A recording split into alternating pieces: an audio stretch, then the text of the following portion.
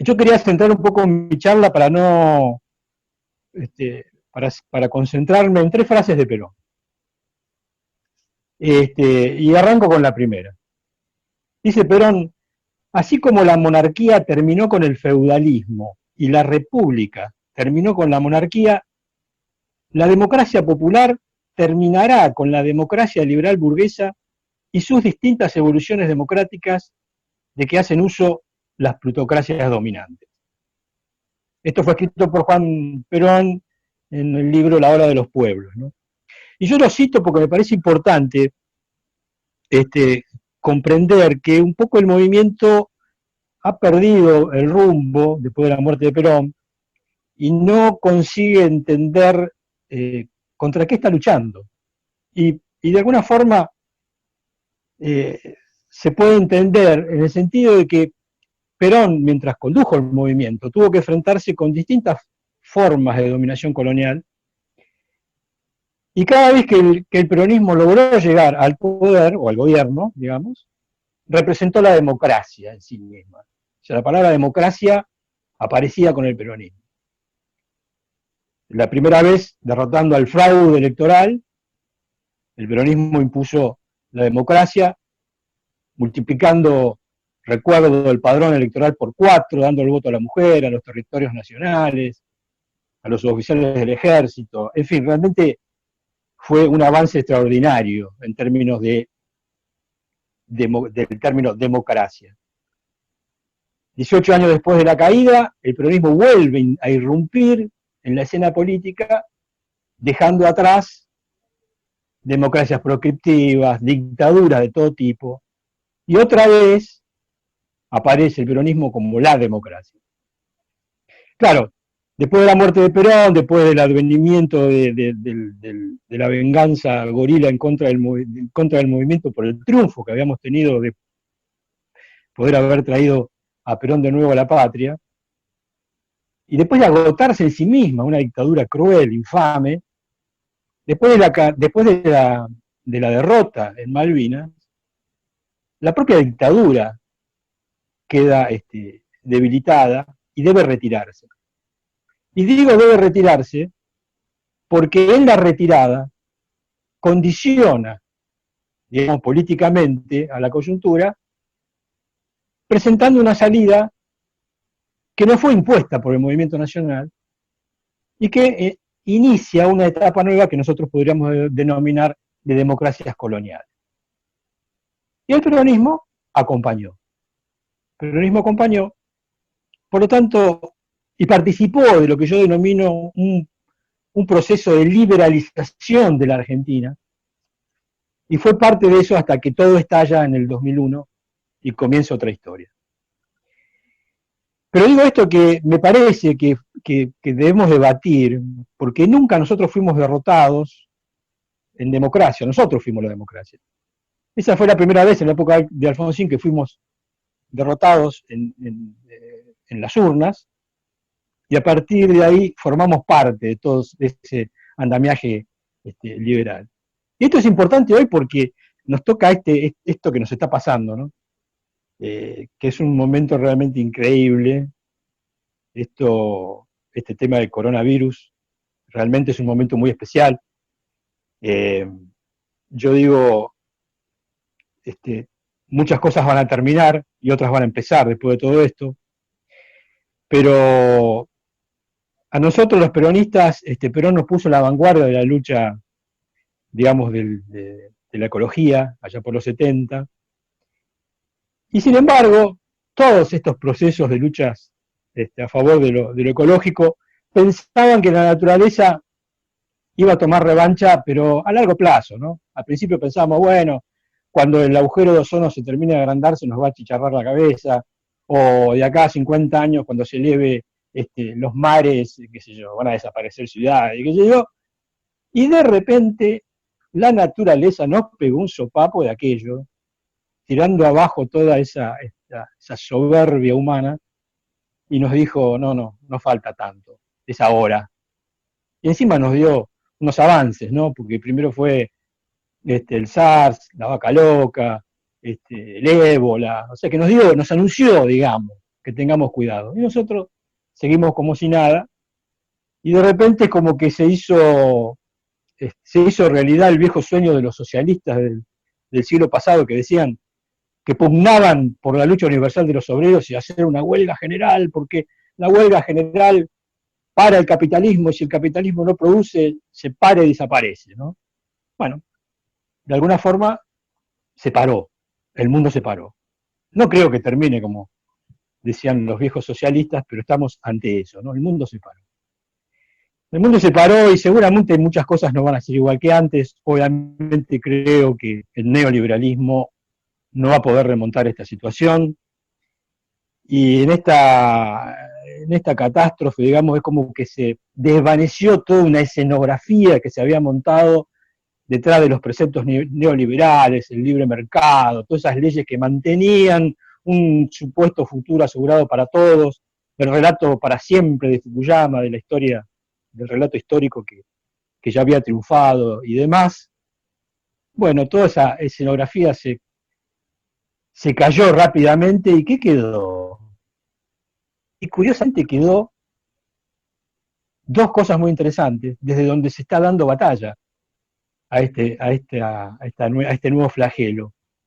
Y una son los viejos estados nacionales, con las estructuras que sobrevivieron a ese auge neoliberal, y que resisten con su sistema de salud, con su cohesión social y la poca solidaridad que le debe haber quedado, y por otro lado las familias, ¿no? Es interesante desde dónde se está peleando hoy, ¿no? Desde esos dos núcleos se enfrenta a esto, y eso también va a ser un fuerte mensaje. No solamente creo que el neoliberalismo va a ser difícil que pueda remontar, sino que también va a ser importante estos dos elementos, ¿no? El Estado y la familia como ejes de un nuevo renacimiento o una nueva reconstrucción del mundo, ¿no?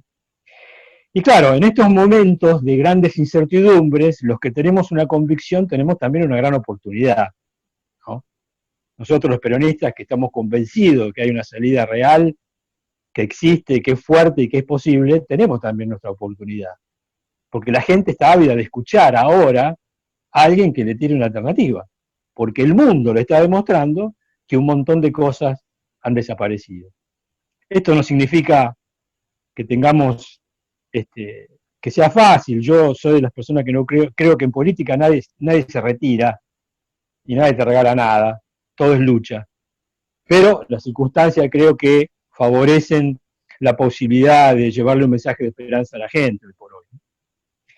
Y esta frase de Perón que yo quise resaltar, la considero importante porque en realidad Perón habla de dos democracias, una democracia liberal burguesa y una nueva democracia revolucionaria, popular, social, integrada, en fin, puede tener muchos nombres. Esto es importante porque tenemos que entender que en realidad la política es poder. O sea, acá lo que vale es construir poder. Entonces, Perón siempre decía que el justicialismo era nada más que una respuesta congruente al mundo de hoy.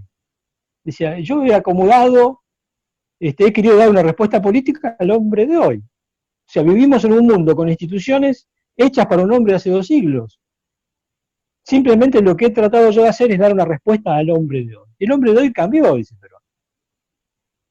O sea, para poder entender esto, si la revolución del libro, de la revolución industrial, la aparición de las universidades, generó toda una especie de revolución cultural que permitió el ascenso de la burguesía en la época de la Revolución Francesa al poder, y de ahí se generaron las instituciones que hoy sobreviven y que conviven con nosotros.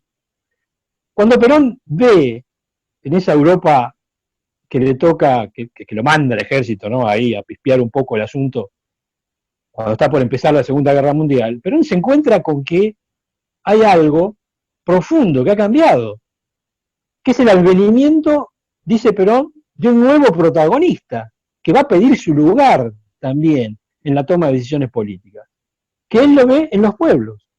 Él cae en esa Europa convulsionada y se da cuenta que el ambiente político ha cambiado, que las masas empiezan a moverse.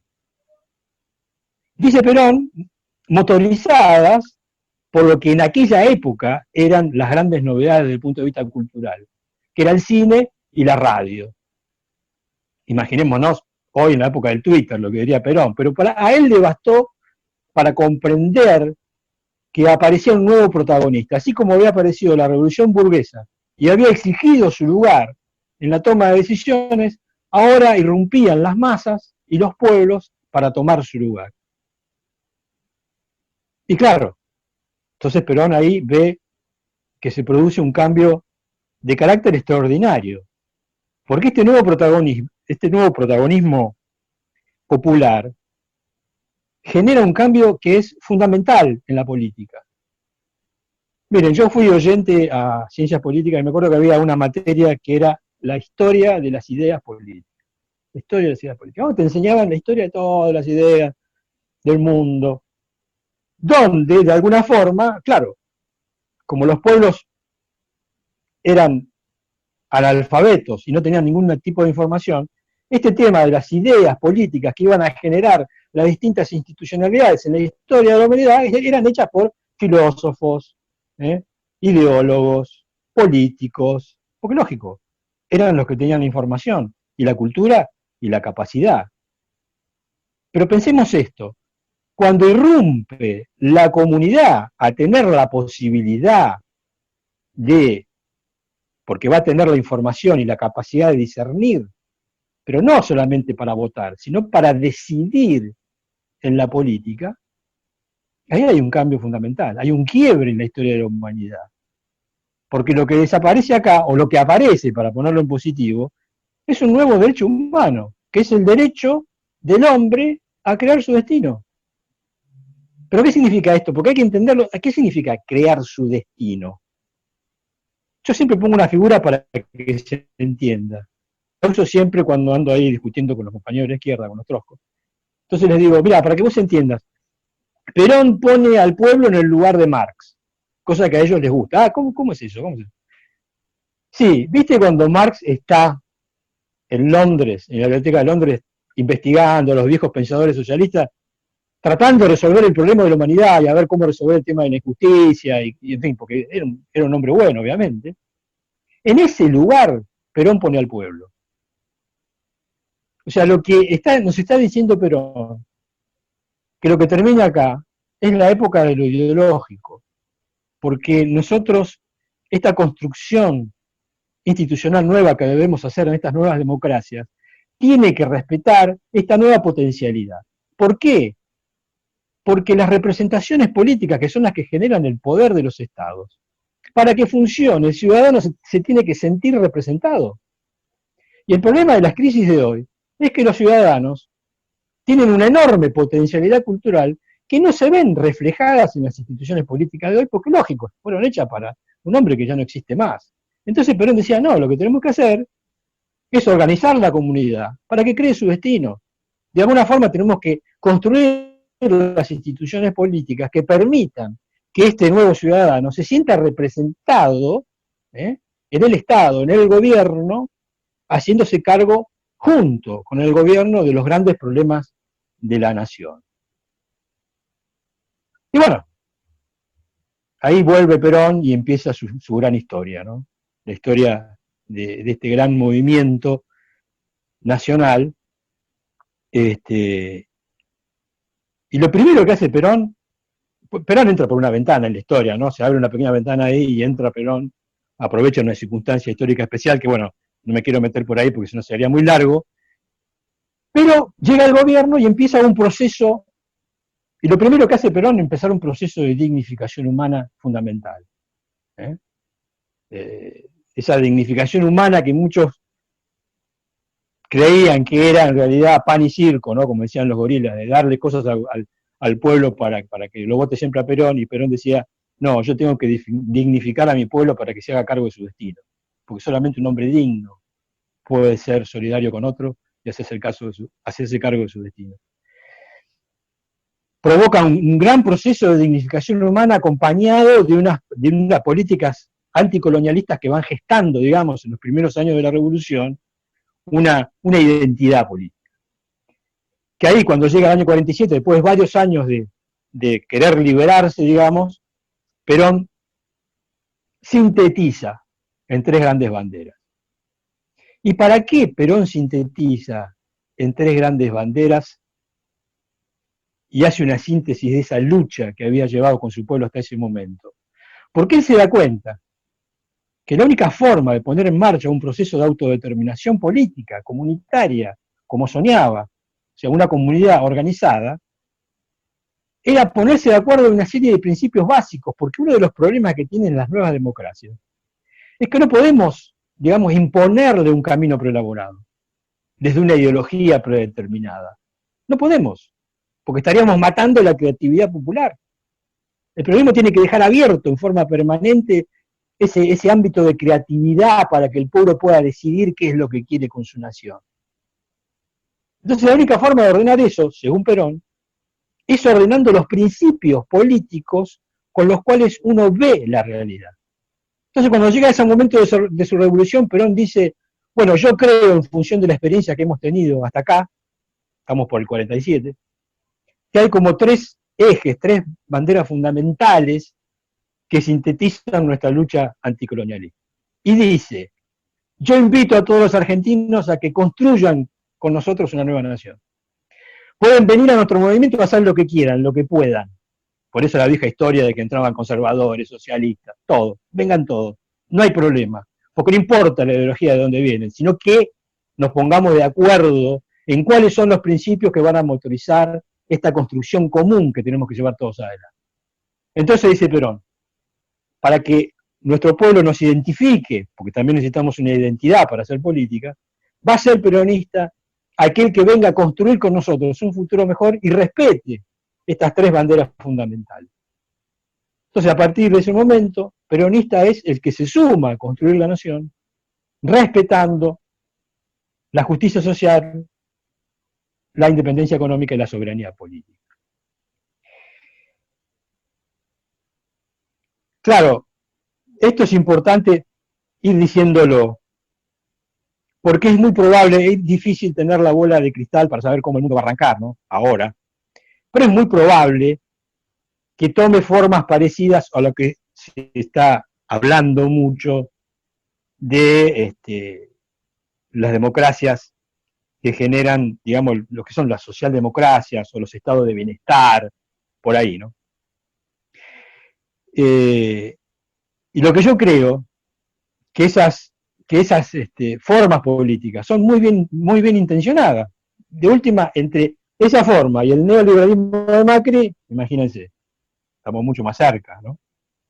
Pero sin embargo, los peronistas tenemos que dar batalla, porque eso, ya nosotros tuvimos 12 años, digamos, con Néstor y Cristina, de un Estado y un gobierno intentando hacer las cosas bien al servicio del pueblo. Pero que he demostrado que algo pasa, porque si vos no tocas las instituciones liberales, y bueno, te puede aparecer otro Macri, como nos pasó. Entonces el debate que me parece que tenemos que darnos los peronistas es tratar de ver cuál es la diferencia entre esas dos democracias que hablaba Perón, la democracia liberal burguesa y nuestra democracia, para poder interpretarla desde el punto de vista institucional, para que no nos vuelva a pasar lo mismo. Y acá paso a la segunda frase, que tiene que ver con esto. Dice Perón, es una conversación que tiene con Esteban Peikovich, ahí por el 70 y pico. Dice, mire, mijo, ya no sirven las ideologías. Marx fue el último de los ideólogos, la zeta de las ideologías. Hoy la revolución pasa por la doctrina. Las ideologías le daban a los pueblos 3 o 4 líneas generales a seguir. Los obligaban a ajustarse a un libreto para cumplir un objetivo lejano. A veces bien intencionado, pero por su mismo proceso inhumano. El hombre de hoy quiere saber qué papel juega en todo esto y aportar lo suyo. Las ideologías han fracasado porque los problemas son diferentes. El hombre de hoy se resiste a que se le embrete, a que se le empuje, quiere ser hombre. La doctrina, al integrarlo, al estimularlo, al comprenderlo, le da ese lugar que le corresponde a la historia. Y solo así es como se puede lograr la unión nacional, regional, continental, la revolución humana. Esto como reafirmando lo que veníamos diciendo, ¿no?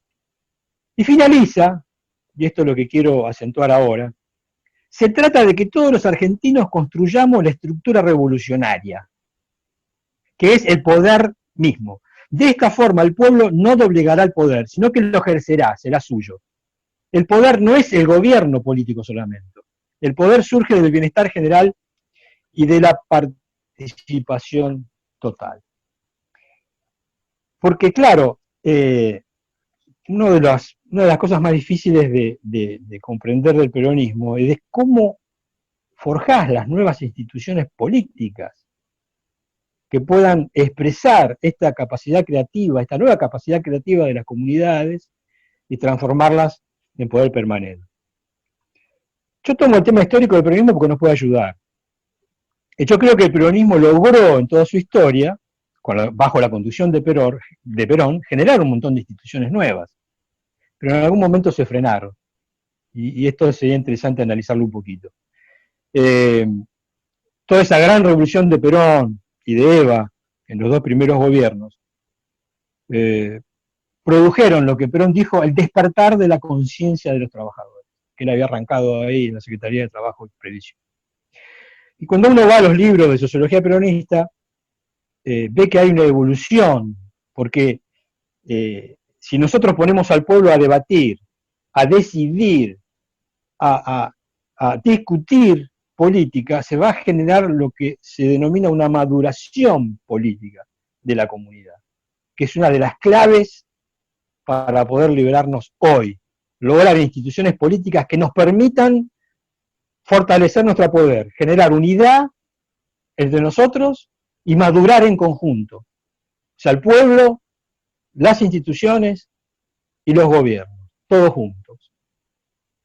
Y Perón, cuando arranca su revolución, empieza con una CGT dividida en tres, con 200.000, 300.000 afiliados, y termina su gobierno con una CGT única, con 5 millones de afiliados. O sea que nosotros podríamos decir, de alguna forma, que el peronismo había generado una nueva institución.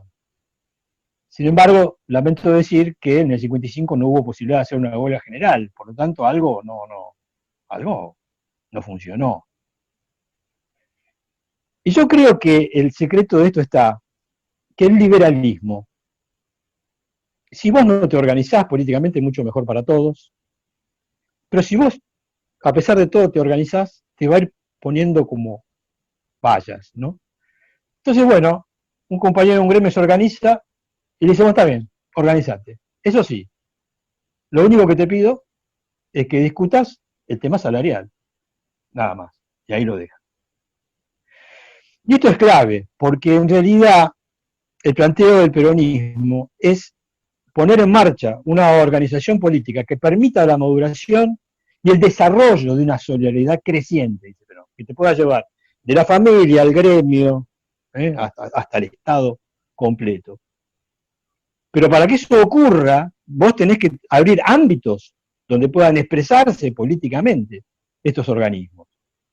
Y el peronismo abrió el primer ámbito, que es el desarrollo de una solidaridad social, que fue lo que generaron los gremios de los trabajadores, también la parte de las organizaciones empresarias, los estudiantes, el comercio, en la época de los primeros dos gobiernos estoy hablando, ¿no? Podríamos decir que hubo una organización institucional. Por eso pero Perón sabía que estos ámbitos tenían que tener delante de sí la posibilidad de que la política les abriera ámbitos para que ellos pudieran salir de la discusión de los temas sectoriales. Por eso cuando lanza el segundo plan quinquenal, anuncia y dice que convoca a las organizaciones libres del pueblo a discutir los planes de gobierno y habla de la creación del Consejo del Proyecto Nacional, donde les pide a los trabajadores que vayan al siguiente ámbito o a la siguiente perspectiva. ¿Por qué? Porque nosotros somos atacados como nación. Y nuestro primer objetivo para poder liberarnos es lograr la unidad nacional, porque dentro de nuestro país tenemos los enemigos, porque alguien les abrió la puerta, que es la oligarquía. Por lo tanto, nuestra primera gran lucha es lograr una unidad nacional, y para eso tenemos que pensar desde la nación nuestra conflictividad. Entonces Perón decía, a mí, yo lo que necesito, un gremio, por ejemplo, a mí no me basta que un gremio se organice para defender los intereses de su gremio. Porque con eso yo no resuelvo nada. Yo lo que tengo que lograr que un compañero de un gremio resuelva los problemas, los intereses de su gremio, en perspectiva de resolver los problemas de la nación, con lo cual la cosa cambia, la perspectiva cambia. Bueno, esto no se entendió así, y todos los intentos en ese aspecto de Perón fracasaron, lamentablemente, y lo que hacían los compañeros en los consejos, que hubo varios en aquella época, era terminar una especie de paritaria ampliada, que finalmente fracasó. Vuelve Perón en el 73 y plantea exactamente lo mismo con el mismo nombre, Consejo del Proyecto Nacional, que también fracasa. Yo siempre digo, como chiste, el problema es que Perón fue derrotado, no por sus enemigos, sino porque el tiempo histórico, porque no se entendía que estaba hablando Perón. Esta era la verdad. El pueblo lo siguió porque fue dignificado y sin que le explicaran nada comprendió de qué se trataba. Lo de Perón, porque se veía expresado, como Perón mismo veía en el pueblo, sus virtudes las transformaba en política, y eso hacía que el pueblo se sintiera representado en Perón. Pero en realidad el resto de las dirigencias políticas, porque una cosa es el pueblo y otra cosa son los dirigentes que necesitan ver proyectado en herramientas concretas de construcción política sus ansias revolucionarias, nunca entendieron a Perón. Como digo yo, Perón de los primeros gobiernos, Perón era como un marciano. Cuando volvió en el 70, era como un chino, digamos, estaba más cerca, pero igual no se entendía nada. Por eso el modelo fue olvidado durante mucho tiempo y recuperado en realidad hace poco. Me refiero a la mayoría, ¿no?, del movimiento. Siempre hubo, gracias a Dios, gloriosas excepciones. Y esto es importante porque hoy por hoy, estamos en un movimiento nacional que sigue tratando, digo yo, de ser peronista. Porque hay muchos compañeros que no opinan como yo, dicen que yo soy demasiado bueno, pero yo a todo compañero que habla en nombre de Perón le creo. Por lo tanto, yo creo, y acá ha habido un avance importantísimo que me parece que nosotros tenemos hoy que prestar atención, que es el lanzamiento de los consejos socioeconómicos por parte de Alberto Fernández, que hizo antes de la pandemia en la CGT. Y digo que es importante, porque en la época de Néstor y Cristina siempre hubo esta intencionalidad de generar instituciones nuevas que dejaran atrás el neoliberalismo. Pero la verdad que esas intencionalidades en aquella época no pasaron de los foros de Mariotto ahí por Banfield, y la convocatoria, digamos, a la participación popular en la redacción de algunas leyes. O sea, siempre eran participaciones que quedaban colgadas de la parte legislativa, ¿no? Este llamamiento de Fernández a la conformación del Consejo, y además, donde él dice que estos consejos tienen que dedicarse a la redacción de los planes de gobierno, más allá de lo que dura su gobierno, nos aproxima bastante al pensamiento de una nueva institucionalidad hecha por Perón. Por lo tanto, nosotros tenemos que ser, me parece, yo hago una convocatoria a todos los compañeros a fortalecer este intento y que no naufrague. Digo esto porque, ¿por qué puede naufragar? Bueno, porque todavía no aparece con claridad cuáles son las instituciones políticas. Todavía sigue el peronismo siendo una especie de partido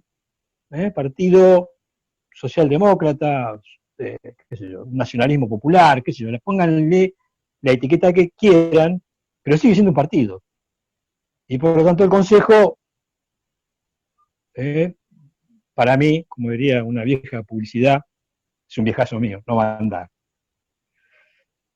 Y por eso paso a la última frase de Perón, también dicha en el año 73, dice: la política hoy ya no son dos trincheras en cada una de las cuales está uno armado para pelear con el otro. Este mundo moderno ha creado necesidades y los pueblos no se pueden dar el lujo ya de politiquear, dice Perón. Esos tiempos han pasado. Vienen épocas de democracias integradas en las que todos luchan con un objetivo común, manteniendo su individualidad, sus ideas, sus doctrinas y sus ideologías, pero todos trabajando para un fin común. Ya nadie puede tratar de hacer una oposición sistemática y negativa, porque los países no pueden ya aguantar una actitud política semejante. Esto dicho en el año 73 ante los gobernadores peronistas, era para lanzar, para que acompañaba el lanzamiento de este consejo que quería hacer Perón en el año 73, para incorporar a todas las fuerzas políticas de la Argentina. Y esto es importantísimo, porque, claro, no es la situación que tenemos hoy, porque en aquella época Perón volvía al poder porque había podido nuclear al 90% de los partidos políticos, que si no estaban en el Frejuli, por ejemplo Balbín, era un aliado del peronismo. Por eso Perón inclusive quiso dejarlo ahí como vicepresidente y no pudo. Solamente quedaban fuera de esto algunos sectores del lanucismo, Chamizo y algún otro por ahí. No es la situación que tenemos hoy. Pero realmente nosotros creo que nosotros tenemos que pelear para explicar que la única democracia que nos va a poder liberar es una democracia donde todos los sectores políticos puedan ponerse de acuerdo en un objetivo estratégico para la nación. Por eso estamos hablando de una nueva democracia. Las nuevas democracias no es lo que tenemos hoy, donde hay partidos que pelean entre ellos para acceder al gobierno y desde ahí imponer su mirada sobre los problemas de la nación y la solución. Perón decía que no, que eso terminó, que en realidad lo que necesitamos para liberarnos, es un proceso de creatividad política que haga madurar a todo el mundo, a todos los partidos políticos, que tienen que ponerse de acuerdo en un objetivo común entre todos. Y la democracia va a ser la diversidad, que siempre va a estar presente, porque la democracia siempre el voto popular va a ser la base de nuestro poder, pero va a ser una democracia que sea una diversidad sobre un objetivo común. O sea, porque puede haber sobre un objetivo común variaciones. Bueno, esa va a ser la nueva democracia, pero no la que tenemos hoy. Esto es lo primero que hay que definir. Digamos, no puede ser que haya acá gente que piense todavía que los partidos políticos tienen la exclusividad de decidir los problemas de la nación. De ninguna manera. Los problemas de la nación tienen que resolverse por la organización popular, es la que debe resolver los problemas de la nación junto con el gobierno y junto con los partidos. Y acá vamos, para terminar, a la clave. ¿De qué forma yo uno todo esto? ¿Cómo uno yo a los partidos? Pongamos que nos ponemos, vamos a hacer una idea, ponete que nos ponemos todos de acuerdo, tenemos un objetivo, pero ¿cómo me uno al pueblo? Bueno, y acá yo recalco algo importante. Digo esto porque hay muchos compañeros hablando de las reformas constitucionales y nadie pone para mí la clave de nuestras constituciones, que no estaba en los artículos, que también obviamente eran importantes. Pero la clave estaba en el preámbulo, ese que generó tanta urticaria a los gorilas, cuando Perón ponía en el preámbulo que la Argentina se sostenía en base a las tres grandes banderas. Porque esto de las tres grandes banderas, y esto hay que entender, no es nuestras tres banderas, no son un tema partidario, es un tema de la nación. Por eso nosotros como peronistas tenemos que entender que la comunidad organizada es el principio y es el fin del justicialismo. Ese es nuestro objetivo, para que quede claro, porque muchos partidos pueden ver, siempre se sentían como absorbidos con el peronismo, ¿no? Porque claro, el peronismo los convocaba. Pero en realidad, para que quede claro esto, una vez que el pueblo se organice, el justicialismo desaparece y vendrá otra cosa nueva, con nuevos partidos. Pero eso sí, todos trabajando con un basamento de principios doctrinarios común, que es lo único que te va a unir con tu pueblo. Porque la existencia de los principios doctrinarios es la forma que tiene el justicialismo de unirse con su pueblo. Porque el dirigente le dice a su pueblo, yo no sé lo que voy a hacer, porque en realidad eso va a ser una decisión del común, porque nadie en el mundo de hoy puede tomar una decisión aislado de su pueblo. Lo que sí sé, tiene que decir un dirigente peronista, lo que sí yo puedo comprometerme es a respetar a estas tres banderas fundamentales que son también las que tiene el pueblo. Por lo tanto, un compañero que está arreglando una canilla en un barrio, se va a sentir unido con el compañero que está en el Ministerio de Economía peleando por la deuda externa y qué sé yo, no tiene idea de lo que está negociando, pero sí sabe que en el corazón de ese compañero, de ese ministro, están las mismas banderas que tiene él en el barrio. Y esa es la unidad. Por lo tanto, el tema de lo doctrinario pasa a ser fundamental. Si nosotros queremos construir poder real, tenemos que volver a implantar el tema doctrinario como el eje fundamental. Y los dirigentes peronistas tienen que primero entregarse a la doctrina para que su pueblo entienda cuáles son los principios que anidan en su corazón. Bueno, compañeros, hasta acá, no la quiero hacer muy larga. Así que bueno, gracias. No, gracias a vos, Daniel. Muy bien. Gracias, Carlos. Pablo. Bárbaro, cortamos acá.